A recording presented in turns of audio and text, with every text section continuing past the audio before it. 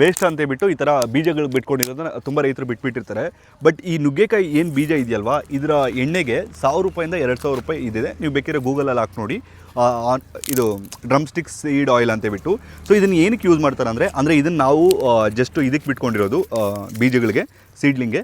So ಇದನ್ನು ಏನಕ್ಕೆ use ಮಾಡ್ತಾರೆ ಅಂದರೆ ಇದರ ಅಡ್ವಾಂಟೇಜಸ್ಸನ್ನು ಜಾಸ್ತಿ ಇದೆ. ಏರ್ ಆಯಿಲಲ್ಲಿ ಯೂಸ್ ಮಾಡ್ತಾರೆ, ಮತ್ತು ಇದನ್ನು ಸ್ಕಿನ್ ಕೇರಲ್ಲಿ ಯೂಸ್ ಮಾಡ್ತಾರೆ, ಮತ್ತು ಇಂಟರ್ನಲ್ ಆಗು ಕೂಡ ತೊಗೊಳ್ತಾರೆ, ಮತ್ತು ಆಯುರ್ವೇದಿಕಲ್ಲಿ ತುಂಬ ಯೂಸ್ ಮಾಡ್ತಾರೆ. ಸೊ ಅದಕ್ಕೋಸ್ಕರನೇ ಡೇ ಬೈ ಡೇ ನುಗ್ಗೆಕಾಯಿ ಆಯಿಲ್ಗೂ ಕೂಡ ಡಿಮ್ಯಾಂಡ್ ಜಾಸ್ತಿ ಆಗ್ತದೆ. ನಾನು ಇದ್ರ ಬಗ್ಗೆ ನುಗ್ಗೆಕಾಯಿ ಬಗ್ಗೆ ಆಲ್ಮೋಸ್ಟ್ 2 ವರ್ಷದಿಂದ ವೀಡಿಯೋ ಮಾಡ್ತಿದ್ದೀನಿ, ನೆಕ್ಸ್ಟ್ ಸೂಪರ್ ಫುಡ್ ಆಗುತ್ತೆ ಅಂತ. ಇವಾಗ 1 kg 2000 ರೂಪಾಯಿ ಇದೆ ಸೊಪ್ಪಿಗೆ, 1000 ರೂಪಾಯಿಂದ 2000 ರೂಪಾಯಿ ಇದೆ.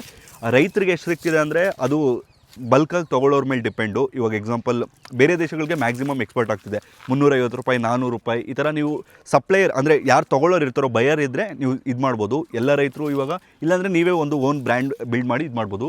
ಸೊ ನುಗ್ಗೆಕಾಯಿ ಸೊಪ್ಪಿಗೂ ಡಿಮ್ಯಾಂಡ್ ಇದೆ, ನುಗ್ಗೆಕಾಯಿ ಹೂಗೂ ಡಿಮ್ಯಾಂಡ್ ಇದೆ, ನುಗ್ಗೆಕಾಯಿಗೂ ಡಿಮ್ಯಾಂಡ್ ಇದೆ. ನುಗ್ಗೆಕಾಯಿ ಲಾಸ್ಟ್ಗೆ ನಿಮ್ಗೆ ಅದನ್ನು ಕೀಳಕ್ಕಾಗದೆ ಈ ಥರ ಕಾಯಿ ಬಿಟ್ಕೊಂಡ್ರು ಕೂಡ ಇದರ ಸೀಡ್ಸ್ಗೂ ಡಿಮ್ಯಾಂಡ್ ಇದೆ, ಮತ್ತು ಇದರ ಆಯಿಲ್ಗೂ ಡಿಮ್ಯಾಂಡ್ ಇದೆ. ಸೊ ಪ್ರತಿಯೊಬ್ಬ ರೈತರಲ್ಲಿ ನಾನು ಏನು ಮನವಿ ಮಾಡ್ಕೊಳ್ತೀನಿ ಅಂದರೆ, ನಿಮ್ಮ ಬದುಗಳ ಹತ್ರ ಒಂದು 10 ರಿಂದ 20 ಎಷ್ಟಾಗುತ್ತೋ ಅಷ್ಟು ನುಗ್ಗೆಕಾಯಿ ಮರಗಳನ್ನು ಬೆಳೀರಿ. ಖಂಡಿತವಾಗ್ಲೂ ಕೂಡ ಅದರಿಂದ ನಿಮಗೂ ಆದಾಯ ಬರುತ್ತೆ, ಮತ್ತು ಭೂಮಿಗೂ ಕೂಡ ನೈಟ್ರೋಜನ್ ಫಿಕ್ಸಿಂಗ್ ಅನ್ನೋದಾಗುತ್ತೆ. ಸೊ ಫಲವತ್ತತೆ ಅನ್ನೋದು ಜಾಸ್ತಿ ಆಗುತ್ತೆ. ಸೊ ಪ್ರತಿಯೊಬ್ಬರಿಗೂ ಈ ವಿಡಿಯೋನ ಎಷ್ಟಾಗುತ್ತೋ ಅಷ್ಟು ಶೇರ್ ಮಾಡಿ.